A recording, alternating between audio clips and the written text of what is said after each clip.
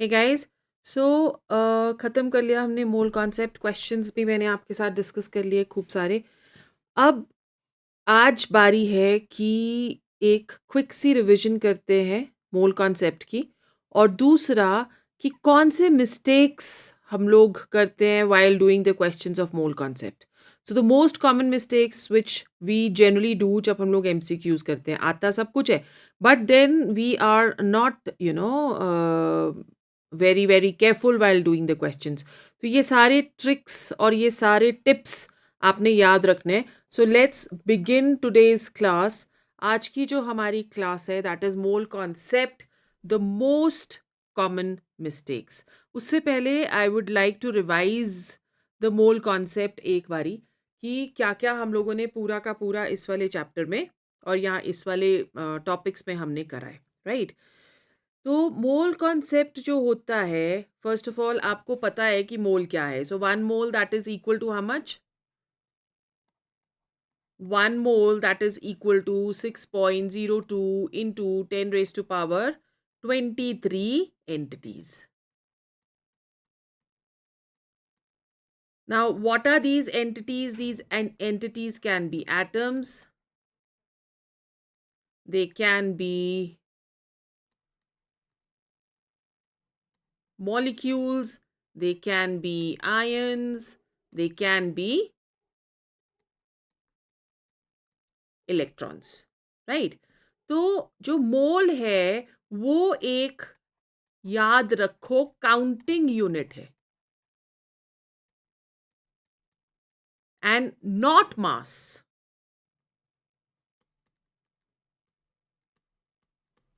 Okay, so what are the key formulas which you need to remember over here? Number of moles हम कैसे calculate करते हैं? Given mass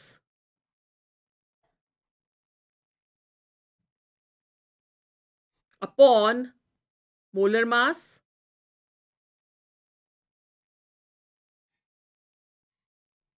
it is equal to number of particles, the Avogadro's number, which is 6.02 into 10 raised to power 23. At STP, 1 mole of a gas occupies 22.4 liters. And another thing जो कि हम लोग इसमें use करते हैं, that is sometimes density को link कर देते हैं, तो density you know it is equal to mass upon volume. Second type of questions which come is the empirical formula, जिसके लिए आपको परसेंटेज कॉम्पोजिशन जो है वो पता होनी चाहिए। So percentage of element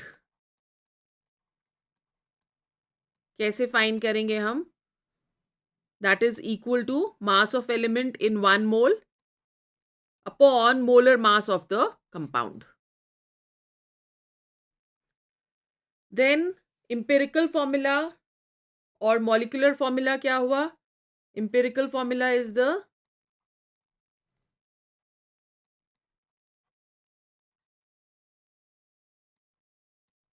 simplest ratio.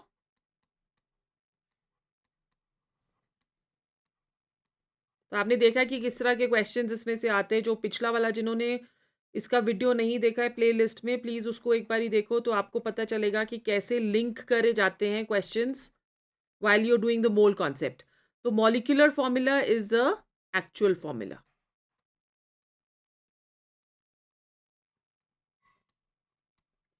और मॉलिक्यूलर फॉर्मूला से हम लोग, मॉलिक्यूलर फॉर्मूला एम्पिरिकल फॉर्मूला से कैसे कैलकुलेट करते हो? Molecular formula that is equal to empirical formula into n, and n is equal to what?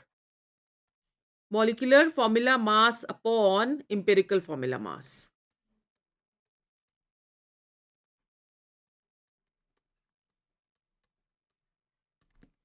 Correct.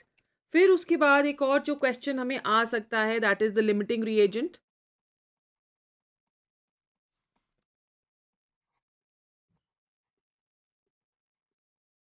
Limiting reagent calculate करने के लिए स्टेप्स क्या इन्वॉल्व है? First, convert all reactants two moles.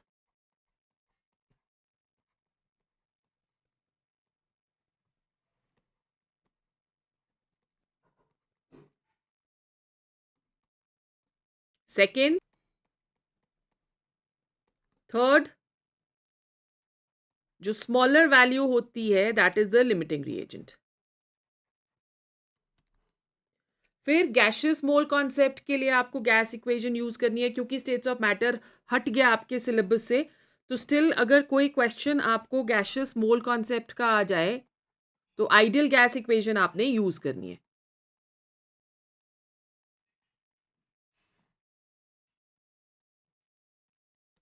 So what is the ideal gas equation?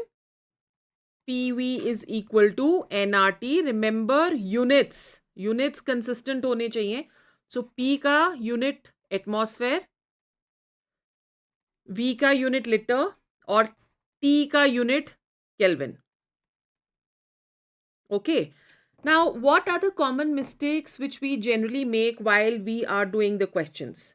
Mistake one, कि हम लोग degree Celsius use कर लेते हैं instead of kelvin. Very very common mistake. जल्दी जल्दी में हम लोग यूज कर लेते हैं, तो उससे आपका आंसर रॉन्ग आएगा। आपको हमेशा डिग्री सेल्सियस को केल्विन में कन्वर्ट करना पड़ेगा, which can be done as Kelvin is equal to degree Celsius plus 273. Mistake 2. You are mixing up molar mass and atomic mass. Please don't do that. Atomic mass relative होता है और molar mass grams per mole होता है। ठीक है? Then mistake 3. Mistake 3 है कि हम लोग ग्राम्स को मोल में कन्वर्ट नहीं करते। Not converting grams two moles. Remember कि रिएक्शंस जो हैं they never occur in grams, they will always occur in moles. So it is very important for you कि आप ग्राम्स को मोल्स में कन्वर्ट करें। Mistake 4, ignoring the limiting reagent. कभी भी इसको इग्नोर नहीं करना। जो प्रोडक्ट्स हैं वो हमेशा लिमिटिंग रिएजेंट से ही बनते हैं। एक्सेस रिएजेंट कभी भी प्रोडक्ट अमाउंट को डिसाइड नहीं करता। Then fifth common mistake which we use is wrong STP value.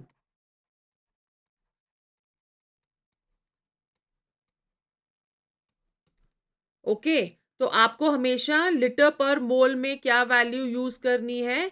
22.4 litres पर मोल। ठीक है? And then you do not check the units.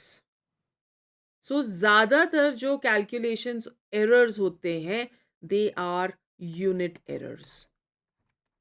तुम बार बार calculations check करते रहोगे और बोलोगे कि calculations तो मेरी ठीक है बट आंसर क्यों नहीं आ रहा? आंसर इसलिए नहीं आ रहा क्योंकि आपने उसको कन्वर्ट ही नहीं किया है। Okay, so remember always start with a mole. कोई भी कैलकुलेशन अगर आप कर रहे हो you have to always start with the mole. ठीक है? Secondly, do write the formula before you start your solving. Right? Units को मद्देनजर रखना है हमेशा। यूनिट्स को स्टेप बाय स्टेप कैंसिल करते रहो ताकि फाइनल आपका जो प्रोडक्ट है वो गलत ना आए। एंड क्वेश्चन को चेक करना है whether it is mass based or it is mole based, and then you start your questions, right, and start solving. अब also remember कि अगर mole concept clear है तो 30% आपका physical chemistry is already done, right? अगर आपको practice sheet चाहिए मोल की और PYQs चाहिए तो कमेंट बॉक्स में बताओ, आई कैन प्रोवाइड दैट। और नीट केमिस्ट्री का डेली रिवीजन जो है उसको जरूर सब्सक्राइब करो। This is really going to help you. Okay, so I will see you in the next lecture. Keep practising.